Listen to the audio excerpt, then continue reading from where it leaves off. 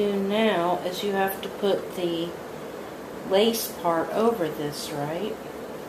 Yeah, I guess. I did step 1 the last time.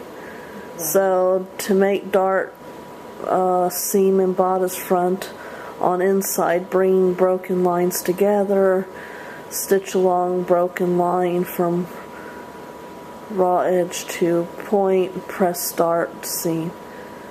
Right. Open. But you see, when they show this, they're showing them together. So I don't know whether I would. I know that's how they're showing it. But I don't know that I wouldn't just stitch it and then do the whole dart, both pieces so together. Stitch the lace together to it? Yeah, I would think. Okay, so the, okay, what was lace?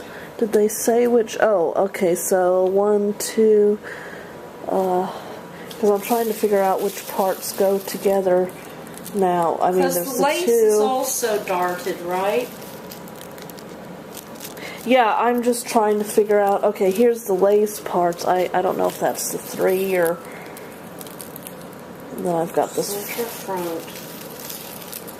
And then I've got a 4. I don't know if that's part of it too, but... No, this is the back. Okay. This is the front. So...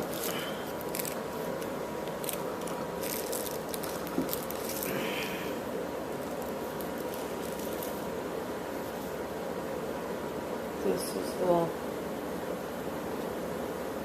front of the outfit, right? And I think I would just kind of attach it a little bit to it, and then just do the darts together. Okay. Now, I mean, that's going to be the outer part. Yeah. Okay. That's the outer part. So you were showing it. Oh, we'll be turning it over when we do the darts? Well, which side? No. This is the front side. This is the front, the right? Glittery and side. This is the front. Yeah. But you were squeezing it together like that before. Well, I was squeezing it together because this is the way the dart's going to be. Okay, but we'll be doing it on the other side, right? Right, like this. Yeah. Okay. Yeah, because the dart is going to. You're going to dart both. Both of these have a dart. See this piece and this piece. So I would probably just sew these together and then do the dart together. What I would probably do. Okay. And do it on both sides, or do it on with both this one and this one? We're doing it on... Right, because this is the... Okay. This is the right side of her chest, and this is the left side of her chest. Okay.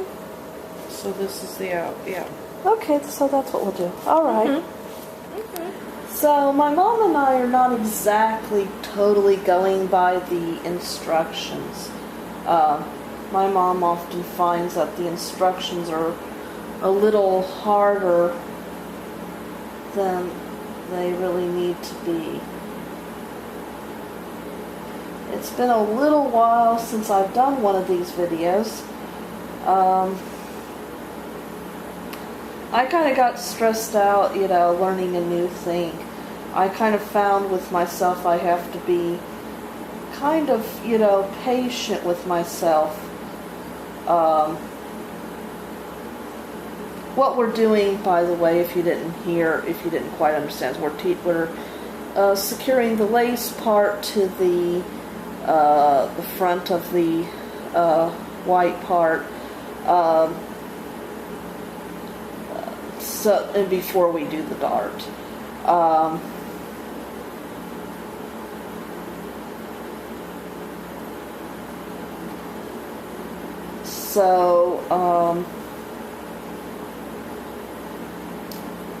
Anyway,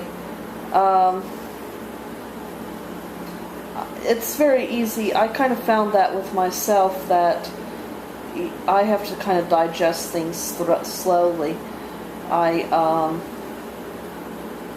I tend to get really stressed out when I'm learning a new skill. Even if I'm enjoying myself, it's just, my brain gets fried. So sometimes I have to take a breather. That was one thing I always kind of regretted about school. I know that, I guess they figure, we've got 18 years to teach this person everything they're going to know in life. And, so they just kind of really hit it.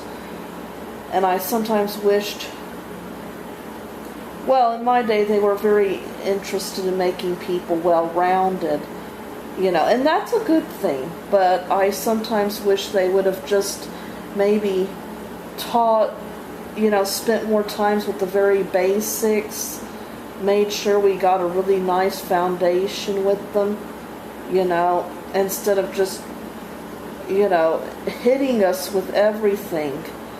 Where with someone like me, I was a good student, I was normally a straight A student, but I don't know if I ever really, they just tried to hit me so much with history and math and English, and I'm not sure.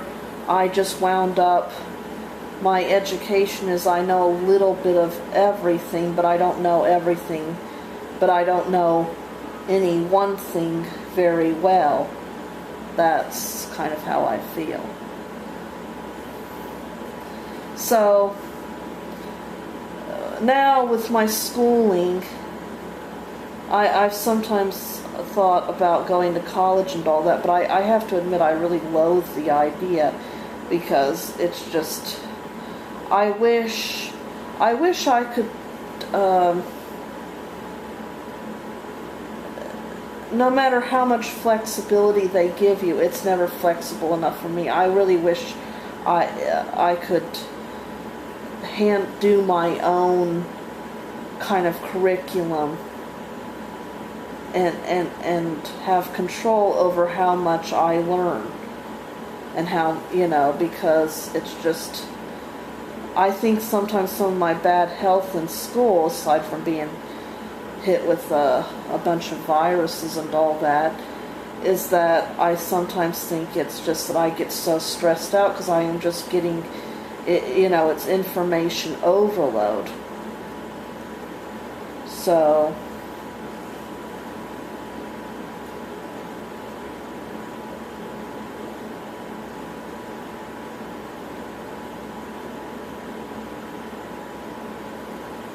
I have to admit I'm a little worried that this lacing won't quite stick, because with this, I'm doing my fine little stitch and all that, but it's kind of like a netting, but hopefully it'll stick.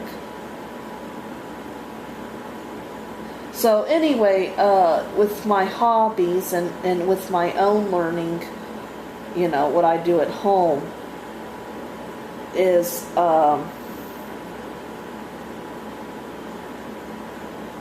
what I kind of hope to do is learn a lot of things at home and then maybe go to the college and CLEP a lot what I can. Or at least that if I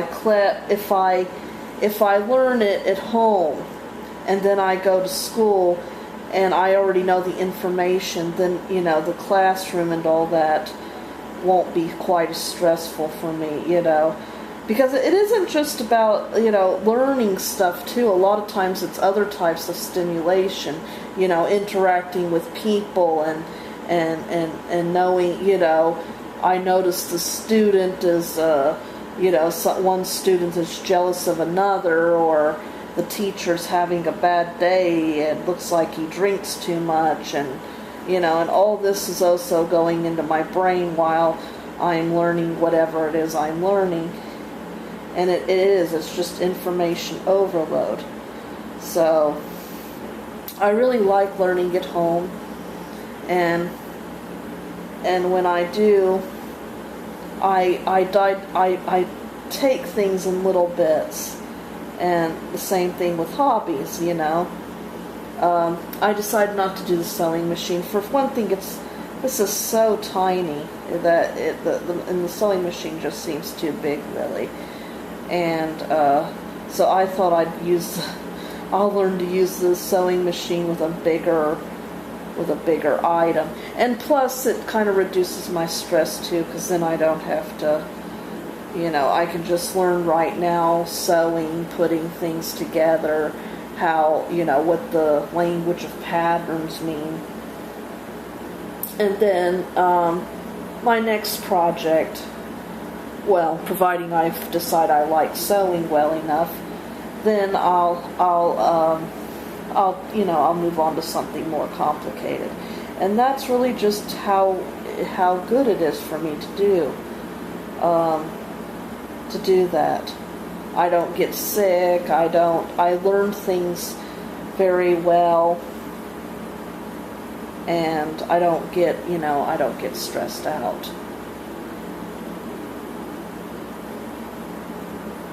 So what we'll be doing is that I'm just going around the whole thing and sewing this to secure it. And I'm doing it to both pieces.